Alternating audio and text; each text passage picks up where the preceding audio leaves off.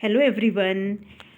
आज हम बात करेंगे फॉरेन ट्रेड ऑफ इंडिया के कुछ इम्पोर्टेंट क्वेश्चंस के बारे में।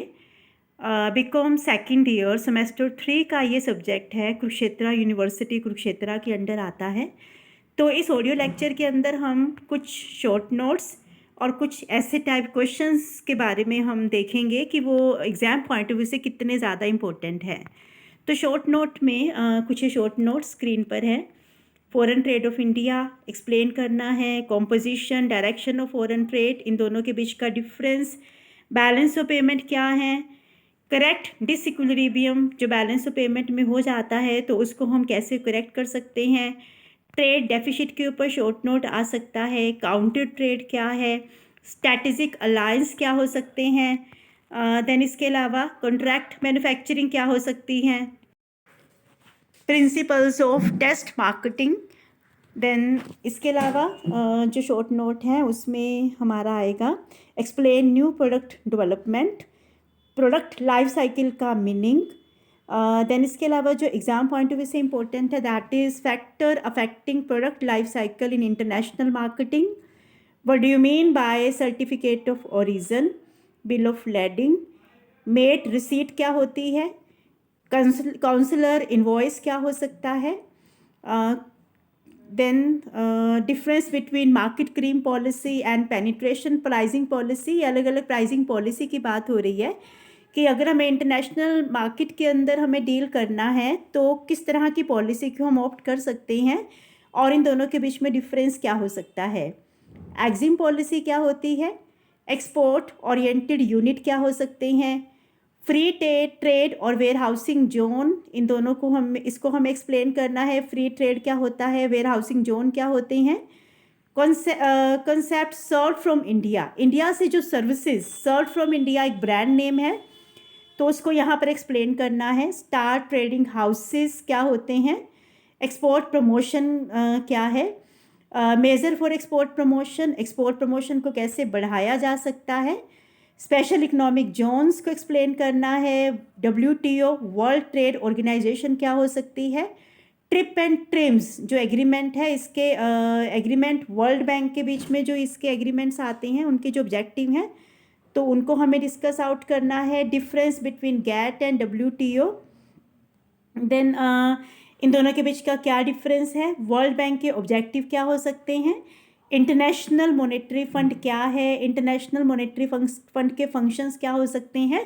और दोहा कॉन्फ्रेंस क्या है। तो ये कुछ शॉर्ट नोट हैं जो एग्ज़ाम के पॉइंट ऑफ व्यू से बहुत इंपॉर्टेंट है। अब हम बात करते हैं ऐसे टाइप क्वेश्चंस की। तो ऐसे टाइप क्वेश्चंस में आते हैं, हमें पहले तो क्रिटिकली एग्जामिन करना है changes in the direction and composition of India's export and import, कि क्या इंडिया के एक्सपोर्ट इंपोर्ट में किस तरह के उसके कॉम्पोजिशन में क्या चेंजेस आए हैं। तो उसको हमें क्रिटिकली एग्जामिन करना है कि क्या कमियां हैं और क्या उसके क्या उसके बेनिफिट्स हैं। देन बैलेंस ऑफ पेमेंट में डिसइक्विलिब्रियम के क्या क्या रीज़न हो सकते हैं और बैलेंस ऑफ पेमेंट में इक्विलिब्रियम कैसे लाया जा सकता है, तो उसके सजेशंस को यहाँ पर डिस्कस आउट करना है। इंटरनेशनल बिजनेस के में जो अलग अलग जो एंट्री मोड हो सकते हैं तो उनको हमें डिस्कस आउट करना है।